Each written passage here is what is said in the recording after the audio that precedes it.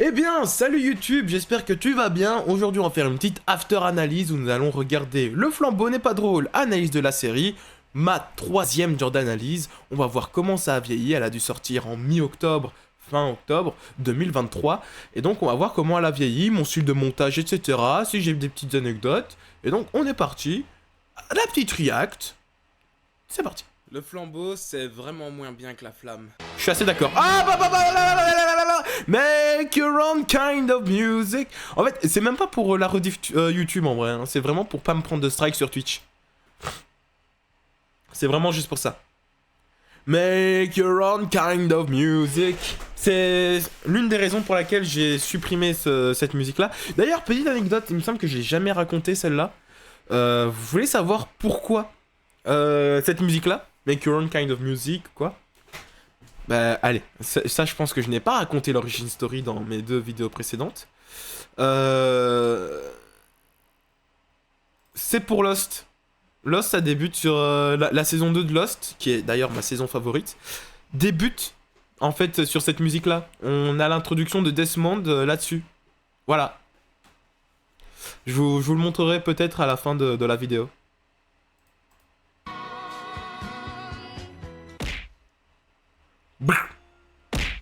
La plupart des vannes tombent assez à plat. Et Ok. c'est à cause de petits détails qui viennent d'un schéma que doit suivre toute comédie absurde. Ce schéma que j'ai moi-même appelé la règle de 3. Pour une bonne comédie culte, il nous faut un personnage débile et qui en général Bob est le l'éponge. personnage principal, un contexte sérieux et un personnage plus intelligent pour remettre le personnage débile à sa place. Voici quelques petits exemples. La tour Montparnasse infernale, des personnages débiles dans un contexte réaliste et assez sérieux, c'est-à-dire une prise d'otage. Ces personnages sont contredits par des personnages un peu plus intelligents qu'eux, c'est ce qui fait la balance. Au final, les méchants sont assez débiles. Alors également. franchement, là je trouve que la règle est bien. D'ailleurs, j'y crois toujours à cette règle, hein, bien évidemment. Mais je trouve qu'elle est mal expliquée. Enfin, pas qu'elle est mal expliquée, j'aime pas ma voix là-dedans en fait. On dirait que je suis un petit peu trop hésitant dans ce que je raconte. Et je pense que si je le refaisais de nos jours, la règle serait beaucoup mieux. Maintenant, tu es en train de me dire, je passe ma vie à faire en live. Mais non, maintenant quand j'enregistre mes vidéos, je suis déjà beaucoup plus sûr de ce que je dois raconter. Mais au début, ils sont présentés beaucoup plus sérieusement, ce qui fait qu'on rentre un peu plus dans le film et qu'on peut se permettre de les rendre ridicules par la suite. De plus, ici, le véritable personnage, entre guillemets, intelligent, c'est Marie-Joëlle. En général, on n'aime pas le personnage intelligent parce qu'en fait, on aime bien En tout cas, pour ma part. le monde et voir des conneries, etc. Et le personnage intelligent nous ramène à la réalité et fait mais non, regardez, ils font juste des conneries. Mais ce personnage est essentiel. Les vannes des personnages d'Eric et Ramsey seraient bien moins drôles si on n'avait pas justement la Je suis réaction. un peu trop stoïque aussi. Ça serait bien moins drôle, ouais, beaucoup trop stoïque. De Marie-Joëlle en face. Et donc, si tu rajoutes le côté de la voix qui fait beaucoup trop comme ça, un petit peu à l'américaine ou peut-être un petit peu trop Didi Chanduduy, ça va pas, ça fit pas. Vous saignez, vous allez mourir, vous êtes morte. Non, je suis vivante. Oh, Dieu soit en location. Je veux dire, imaginons Dieu que soit en Marie-Joëlle location. soit complètement débile, elle aussi. Tous les personnages seraient extrêmement débiles et donc nous n'accepterions pas forcément ce qui se passe à l'écran. Par contre, comme nous avons des personnages débiles, mais un personnage intelligent Terre à qui terre. les remettent à leur place, Tu dis trop débile, faut... Ouais. on se dit ok, c'est juste eux qui sont débiles, je peux plonger là-dedans, je n'ai pas à me poser de questions. Et donc, Combien de encore fois je dis le mot plus débile d'exemples pour ça. Il me semble qu'à la fin, j'ai mis un compteur du mot débile. Dans Caméra Café, des débiles sur un lieu de travail, remis à leur place par des gens plus intelligents. Bon, ici ça tourne un petit peu parce que c'est une shortcom, donc faut faire assez vite, les personnages sont pas forcément aussi développés que dans un film ou une série. Tout comme pour Camelot, des chevaliers de la table ronde, donc des personnages mythiques dans un contexte sérieux, et pourtant il y a des conversations assez ahurissantes. Et si ces conversations sont aussi cultes, ce n'est pas juste parce que Perceval sort des Perceval. dingueries. Non, en effet, si nous apprécions les dingueries de Perceval, c'est parce que le roi Arthur a une réaction incroyable en face. Ah, Je prends beaucoup de détours aussi pour dire un truc, hein. Ouais. Ouais. Des débiles, un contexte sérieux avec un intelligent. Et ça fonctionne pour tout, pour Bob l'éponge, pour les Simpsons, même la flamme ne déroge pas à la règle. Marc, un gros débile face à des personnages loufoques, certes, mais pas débiles. Et tout ça dans un cadre Arrêtez avec le mot réaliste. débile, trouve un synonyme, j'en ai rien à foutre, putain. Un seul personnage qui n'est pas hyper loufoque, c'est Anne qui est très réaliste. Ce qui en fait certainement le personnage le moins intéressant au début. Elle doit être assez terre à terre pour vraiment qu'on dise ok c'est vraiment chelou et la série en est consciente, c'est bon. Et par contre, après plusieurs épisodes, qu'on est vraiment plongé dans l'histoire, qu'on est plongé dans les personnages et dans l'humour, Anne peut se lâcher, devenir complètement folle, avoir une relation incestueuse avec son frère, tout. Et attention, quand je dis qu'une situation doit être loufoque, elle ne doit pas être débile. Ce que j'entends par loufoque, c'est le fait que c'est lunaire, ce à quoi on assiste. Quoi. Aïe aïe Quand aïe je aïe dis- aïe aïe aïe aïe aïe aïe aïe, il faut mieux connaître son texte là. Mais ça c'est quand le texte est à 100 mètres. C'est le problème, encore une fois j'enregistrais là-bas dans le fond, là-bas où il y a mes lumières. Ah vous voyez pas, attendez, voilà, là... Putain, j'ai du mal avec la caméra. Là où il y a mes lumières, mon bureau, etc., c'est là-bas que j'enregistrais. Et mon texte est plus ou moins là où est la cam, un petit peu derrière la webcam. Donc, des fois, j'étais comme ça en mode, je ne sais pas lire ce que je suis en train de lire. Donc, voilà, compliqué. Donc, des fois, je faisais des petits raccourcis. Maintenant, j'ai complètement changé ma méthode. Et je trouve qu'elle est bien mieux. Je raconterai ma nouvelle méthode certainement quand je ferai un after analyse de la saison 3. On n'y est pas tout de suite, parce que mes jours d'analyse, finalement, là, je suis déjà dans les 40, je pense. Hein. Ah ouais, hein, on en est là. Hein. dis loufoque, je parle bien d'une aveugle qui est super bonne au bowling et qui ensuite fait complètement d'autres choses, genre le grappin, le ping-pong, etc. Marc avec le docteur juif, débile, intelligent dans un cadre réaliste, ce qui donne une situation loufoque. Et le meilleur là-dedans, je trouve que c'est le présentateur. Toutes ces interactions avec Marc sont juste pépites. Bon, parlons maintenant enfin du flambeau. Avant toute chose, je ne trouve pas la saison complètement nulle. Je veux dire, il y a des moments où ça fonctionne vraiment bien. Le conseil C'est ma scène d'élimination favorite, du hein. personnage de Ramsey. De toute la série, c'est ma scène favorite, mais je trouve qu'après l'épisode 3, plus ou moins, ça se pète la gueule. Et je dirais que c'est simplement l'épisode où Anne se fait éliminer, en fait. À partir du moment où Anne se fait éliminer, bah la série se pète la gueule, quoi. Et pour Il n'y a moi, plus que des personnages complètement loufoques, complètement cons. Et c'est vraiment juste une compilation de conneries en boucle et en boucle, quoi. hilarant. Enfin, je veux dire, on est dans un contexte sérieux, on a le gros débile qui est Marc, tous les personnages qui regardent, et évidemment le personnage de Ramsey qui s'est fait bouffer la jambe par un requin, et on lui fait faire des allers-retours, et c'est juste hilarant. Et en plus, ça a donné lieu à un mème sur internet. Qui est William? C'est lui. Donc lui c'est William? Oui. Et lui ce n'est pas William? Non. Lui c'est William? Oui. Donc moi je suis qui?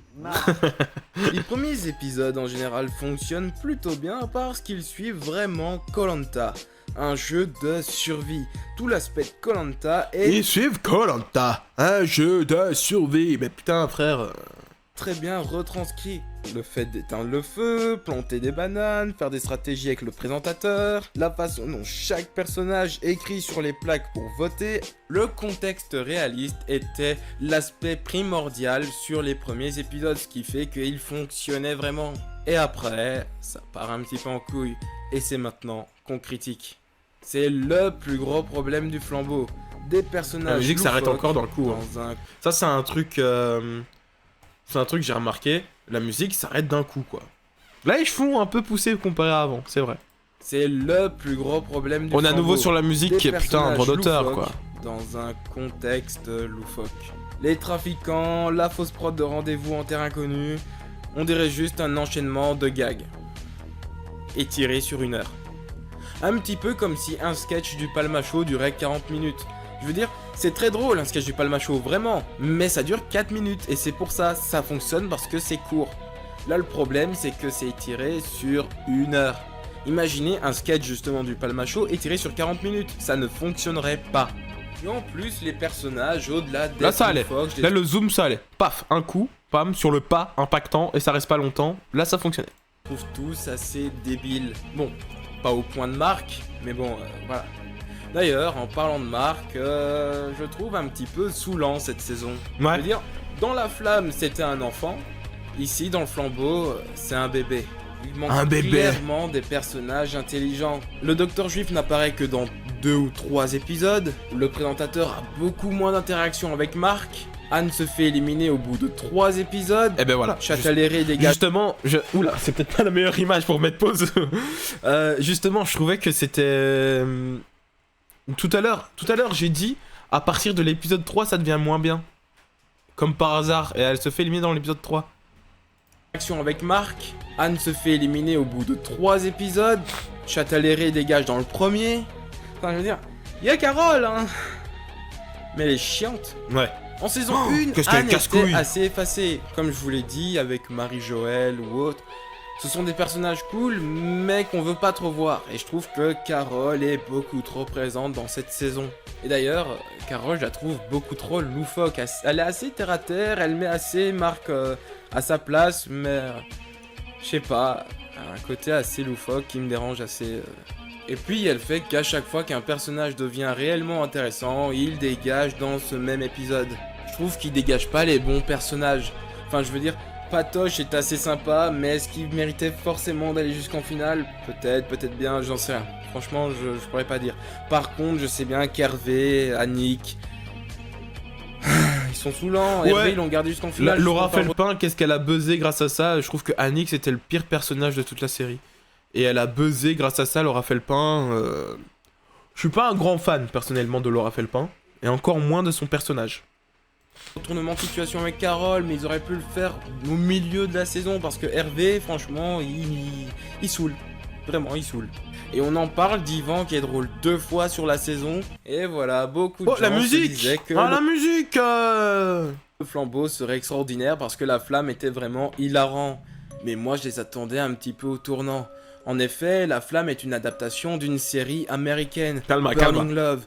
Calma, Et autant calma. vous dire que la plupart des dialogues, je dirais 80%, si pas plus, 85%, hein, vraiment, ils ont juste changé les noms en vrai, sont exactement les mêmes épisodes en fait.